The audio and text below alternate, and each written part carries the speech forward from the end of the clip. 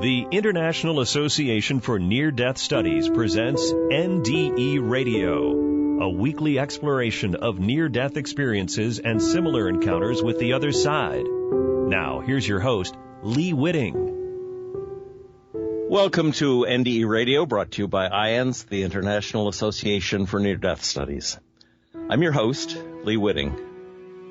Our guest today, Michelle Kuret, started out on a spiritual quest as a small child when she began questioning what she was told about life and death, heaven and hell. Her curiosity led her early in life to the topic of near-death experiences, and over the next 35 years and through groups like IANDS, Michelle found these extraordinary stories to be healing and even life-saving during times of deep depression. She longed to somehow share these healing experiences with others, but wasn't sure how until she realized her local community was missing an IANDS chapter. Today, Michelle is founder of the Sacramento IANDS Group, where folks can come together to share and discuss near-death and other spiritually transformative experiences. Michelle Kuret, welcome to NDE Radio.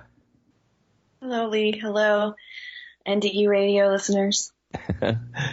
So, Michelle, let's start at that early age and tell us what prompted your early curiosity about spiritual things. Well, it started with a conversation I had with my mother. It had to have been before I was 6 because my grandfather passed away when I was 6. That was the first real big death experience of my life. And that hadn't happened yet. It was right before Easter because we were about to dye eggs, and there was a Charleston Heston movie on the TV. And I just turned to my mom and I asked her, why is it that some people get to go to heaven while other people have to go to hell? And she gave me the Christian response, and it just didn't sit well with me. In fact, it really disappointed and angered me that she believed that a loving Father God would send any of his children to a place like hell. So that kind of got me started questioning at that young age, well, what is true? If this isn't true, what is true? And I had the wherewithal at that age not to ask my mother or argue with her. It burned internally within me, and it inspired me to question other religious points of views and explore them. I started going to different churches, anyone that my friends would go to that I had access to, Baptists, Catholics, and Jehovah's Witness. I just explored them all. And then by the time I was in my teens, I was starting to discover through the works of Joseph Campbell, different religions around the world, including philosophies in Taoism and Buddhism and Zen Buddhism. And by the time I was in college, I was heavily convinced that, I'm an Eastern philosopher. I like to study this, but there are still things to explore. And somewhere in that time frame, I started questioning whether or not near-death experiences were right, and I really felt connected to them. I really felt that their messages were healing for me. And I had several dark nights of the soul. I didn't feel like I belonged here. And I would continually find myself turning to near-death experience stories through my adulthood, and I would realize that I would find peace in hearing them. I would find inspiration. I would find purpose to be here. Michelle, let me take you back to Joseph Campbell for a second. His theory, which actually derived out of the University of Chicago, I think, was that there is one tale, the hero's journey. Yes. And it's reflected in the life of Jesus, the life of Buddha, all of these stories are really one story. As you were studying all these different religions and approaches to religion, did you ever feel that did you just see lots of diversity, or did you see it all kind of pulling together in your own mind? I found that most religions share the same roots, the same story, and yes, definitely the hero's journey. I found that at the core of most religions is the unconditional loving message that often gets buried. And near-death experiences really get to the heart of that. Going back to the hero's journey, you have the hero launching through a threshold, meeting a wise person to help them on their journey or give them tools to help them. They then, at one point in the journey, they are to experience a challenge, or a dragon could be a symbol. And then through that challenge, they become a more evolved person, and then they return back to their home, or they are forever transformed. And I think when it comes to near-death experiences, there's a lot of people that pass and are revived, and they come back to life challenged with being just here. And, I've had several speakers say that when they started sharing their experience on the other side, that's when they realized that they had a purpose and they had something to give back through that experience to heal others. And I know I've been healed by hearing these experiences, so I definitely feel that there's a connection to the hero's journey, even just in one that's going through the after effects of near-death experiences. Right. Now, you told me in an earlier conversation that you feel the source of your depressions was genetic, that this was something that you shared with other members of your family. So during those times, did you feel that you were still on the path, that you were the hero of your own story, and did that help to pull yourself out of the depression? That's a really good question. I've never thought of the hero's journey helping me through my depressive cycles. I don't know. I think for me, meditation has really played a huge help in chronic depression and managing it. And just being able to talk about it. I think I just constantly thought there was something wrong with me, feeling like an alien in this world since I was a young child and not understanding why. And once I opened up and shared that, I have suicidal thoughts and I don't want to be here, and I know that there's something better on the other side and I want to get back to that. Just sharing that with other people and hearing their own experiences with depression, I think that has also been a great tool. But meditation, sharing, and yes, in some cases, getting on medication to help can be, it's a life changer. It can get you through and off onto a better stage where you can let go of the medication and focus more on the tools like meditation to help you through the cycles in the future. One of the things I find interesting about the near-death experience stories is that they give hope without really encouraging people towards suicide. I mean, you'd think from some of the stories that the experience is so magnificent, and certainly people do not want to return once they've seen the other side at that moment. But once they're back into their lives, you don't get that many people. At least I haven't talked to that many people who have seriously contemplated suicide again after that.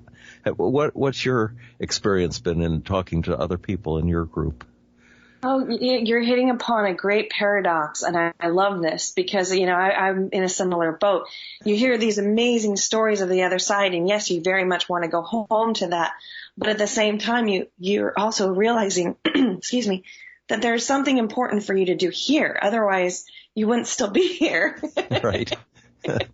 And in talking to NDEers and just the curious folks that come to our Sacramento chapter meetings.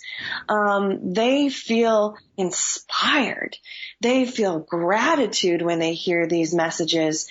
And there's just a renewed purpose to be here and to spread this unconditional love that's just radiating off of some of these speakers. You just want to bask in that and then share it with those around you. And I think that's part of the healing that near-death experiences bring to us. It's like we know that there's, a whole nother dimension on the other side, but at the same time, we're here to bring that dimension to earth. Bring the love, the unconditional love that we're seeking from the other side. Bringing that here, I think, is part of our mission. Do you still attend church, or are you in touch with pastors or priests in any way in a capacity? I never really subscribed to any particular religion. I'm now 41 years old, and I can say that I love so many different aspects of different traditions and religions that it's, for me, just something that I like to pick up every once in a while and be inspired. Pick up scripture, pick up the Tao Te Ching, and just incorporate those different messages into my daily life. I'm very introverted, so I don't really enjoy the church setting, but I do find that just incorporating as much of those different traditions into my life as possible is very rewarding. So I guess I don't play favorites. Well, in a way, since you started your own group, you are I won't call you a pastor, but you for an introvert, you've taken a big step in bringing people together to talk about their experiences. It's a very big, uncomfortable step. Well, tell us how uncomfortable it was. How did you manage to do this? And was the National IANDS helpful to you in that way? Oh, definitely. Well, so it started with, I must have had this itch for about 10, maybe 15 years to share near-death experience stories. And, that whole time I was thinking, well, how do I share this? Do I write a book? Do I create a podcast? And, just vacillating between ideas over that, long extended time. I guess I was 40, so this is relatively new. We're a new group here in Sacramento. And I said, you know what? I'm 40 years old. I think it's time for me to actually become an IANDS member. I've been on their website and reading their resources for decades now. It's time for me to become a member. And it wasn't until I joined up that I looked for a Sacramento IANDS chapter. Can you believe that? I've been living here for about 13 years. And there wasn't one. I was shocked. I couldn't believe that Sacramento, the capital of California, doesn't have an IANDS chapter. So I kind of looked up at the ceiling and I asked the universe, so is this what I'm supposed to do? You know how I fear public speaking. And I went ahead and applied. That's part of the process is there's an online application at IANDS.org that anyone can find and fill out. And I did. I filled it out and I waited about 3 months. I didn't hear anything. And just when you start letting go and saying, okay, well, I guess the universe had other plans for me. I'm not going to do that. That's when I got the call from one of the IANDS board members, Barbara Bartolome. She's also a 2 near-death experiencer. So she interviewed me. She's a neat lady. She's an awesome woman. Yeah. If you haven't heard her story, find her online. She's got YouTube videos all over the place. But she's in Santa Barbara, so not too far away from you. She is a founder of the Santa Barbara IANDS chapter. So she was inspirational in helping me get my group set up. after she interviewed me, we practically fell in love with each other, and she says, yep, you're going to be a group leader. And I have a marketing background. I work on websites doing search engine optimization. And so just having that background in marketing gives me a little bit more of a leg up when it comes to understanding how to market our Sacramento group. So she was really impressed by that. And and in no time we were sharing, ideas on how to promote the group. And, this was just within the first couple hours of me becoming a group leader. So it sounded like a lot to take on. I was originally thinking of something small, like a 5 to 10 person group sitting in a circle, reading excerpts out of maybe Raymond Moody's book, Life After Life, and that was my visualization. But Barbara seemed to inspire new ideas. She from out the gate said, "Oh no, you're going to have speakers. They're going to come to your group. You're going to have lots of people attend." And she was thinking upwards of 90 people, and that really made me scared. 90 people. It's more than you can get around the kitchen table, isn't it? Right. So yes, and that's another part of it is finding a venue. That was probably one of the biggest challenges, both financially and just location-wise here in Sacramento. You would think we have a lot of places. We do, but a lot of them are more pricey than I could afford, and a lot of the expenses for the Sacramento chapter come out of my pocket. This is my way of giving to the community. But we do accept donations. And anyways, getting this group started, it went from being about 20 people, and now we're getting on average about 29 to 30 people coming to the meetings, which is a small percentage growth. But when you think about a group that's not even yet a year old, that's pretty good. And I've been marketing with Meetup on Facebook, getting the word out with flyers, printing them and posting them around the city. I call different group organizations around. I still have to do more of that to get the word out. And as far as IANDS being a great resource and support, Barbara Bartolome, with her, I think she's been doing her group for 8 years. With her experience, she's offered a lot of support and resources. IANDS offers brochures, guidance. They have a whole everything booklet on how to start a group and get it organized and going. And they have monthly group leadership meetings that you can network with other group leaders around the globe. It's just fabulous. And then, of course, all the research that IANDS has been collecting over the last 40 years, that's all at your disposal. And so if I don't have a speaker one month, I can certainly call up IANDS and say, hey, can you recommend any good conference DVDs from the past? And can I borrow some? So whether you have speakers at your group or whether you're just sharing out of excerpts of a book or sharing a video of a speaker sharing their NDE or out-of-body experience, it's an amazing experience. It's an amazing thing to do.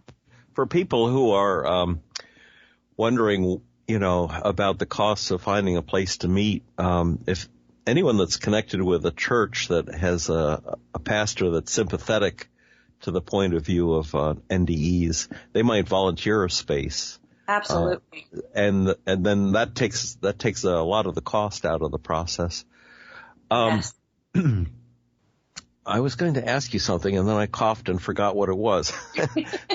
But let's take it a little more step by step. So there you are. You've been authorized by Barbara.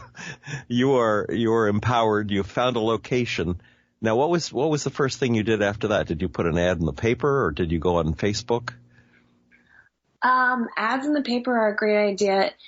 I actually, I think the first thing I did was I started reaching out to people at work.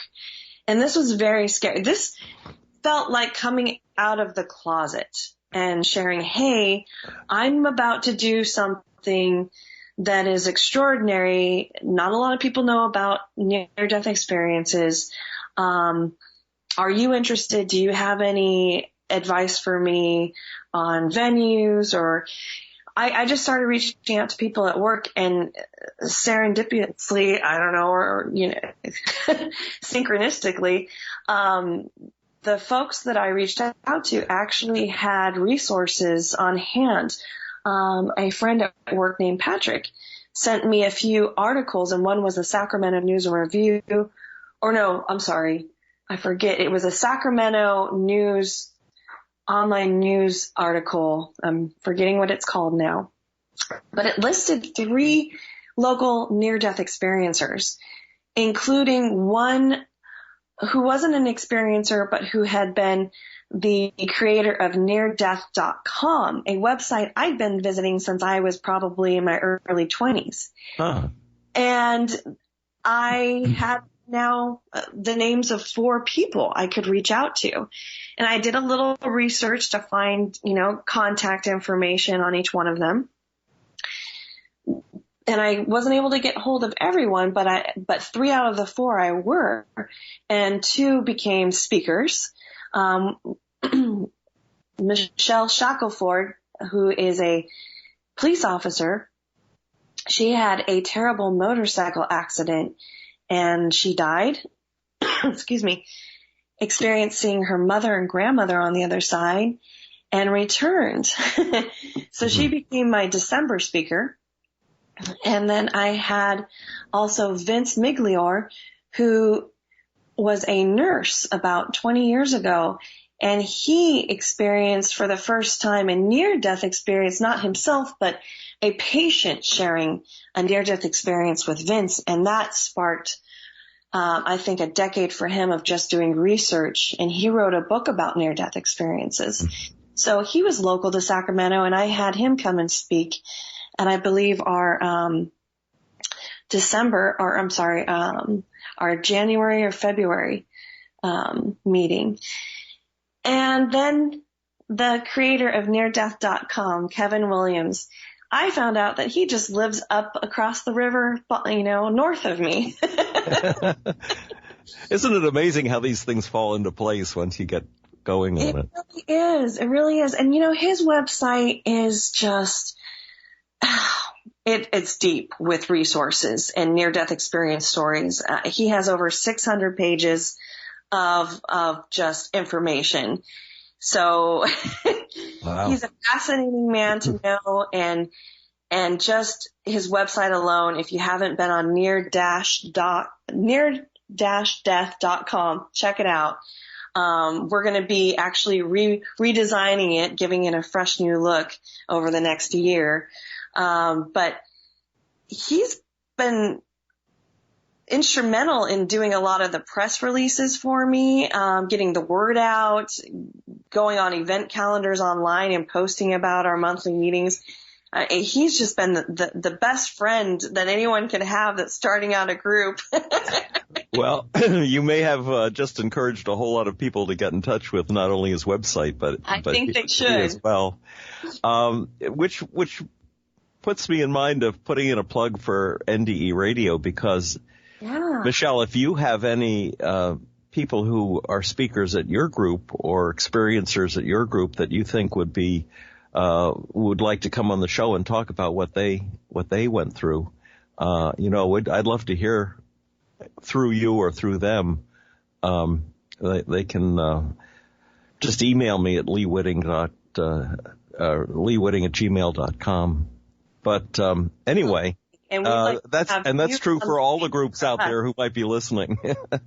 Anyway, go ahead. And we would like you to come speak at Sacramento IANDS, hopefully in 2020, February. Well, my granddaughter has just started at Occidental in L.A. and Occidental College, so I might very well be out there, and if I am, I will. We'd love to Glad have. to. That'd be fun. Let's see. So now you're working on the neardeath.com. Are you finding that gives you more leads for your group? No, not exactly. Well, Kevin is instrumental in helping me network, but actually it's been really synchronistic. Folks either have come to me at the meeting and said, hey, I would like to share my story, or I have, through other IANDS chapter organizers, we've connected and we've shared speakers that way. So it's almost been amazing. It's one of those let go, let God scenarios where you just say, okay, this is your business. You know, you help facilitate who's going to speak and when, and you just, sometimes you get random calls from folks across the nation saying, hey, I found your website. I'm a year. I'd like to come speak, or I'd like to Skype. And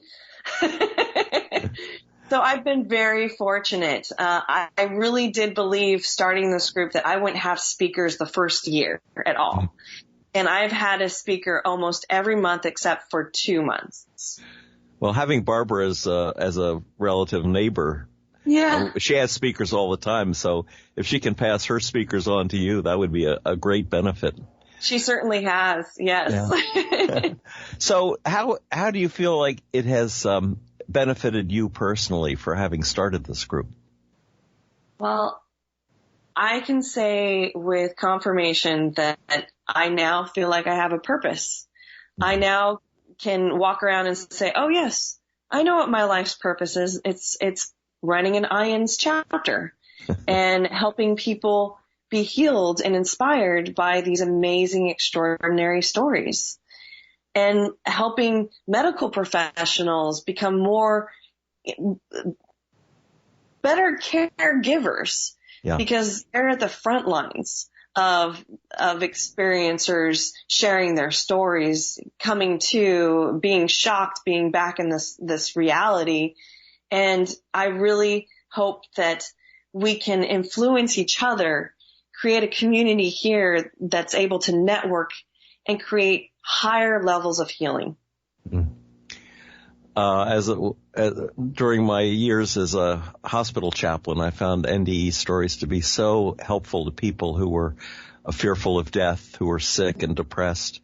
And after a while, I developed a network of doctors who, when they got any inkling that somebody had gone through a near-death experience, they would call me and say, go visit patient X and get their story and talk to them about it, because they are very both amazed and concerned that they saw what they saw.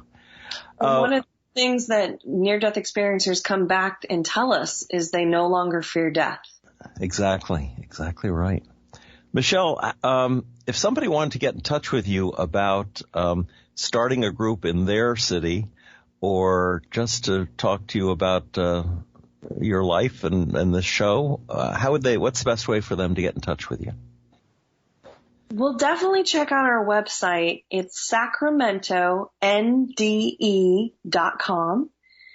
And there's my contact information you'll find there, but you can also call me, 916-204-5567.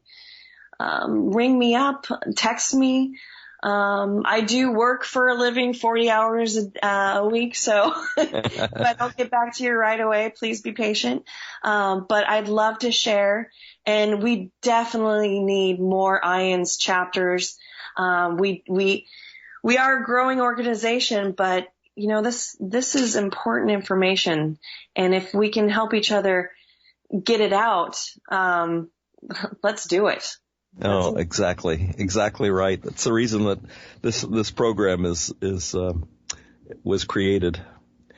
Michelle, I'm afraid we're out of time for today. So let me thank you, Michelle Kuret, and for sharing your story and the progress you're making with Sacramento IANDS. If anyone out there would like to listen to this show again or any of our past shows, they should go to our website at nderadio.org. For information on IANDS and the upcoming IANDS conference in Valley Forge, Pennsylvania, check out the IANDS website, IANDS.org. And join us again next Monday, 11 a.m. Eastern, for more NDE Radio. This is Lee Witting saying thanks for listening.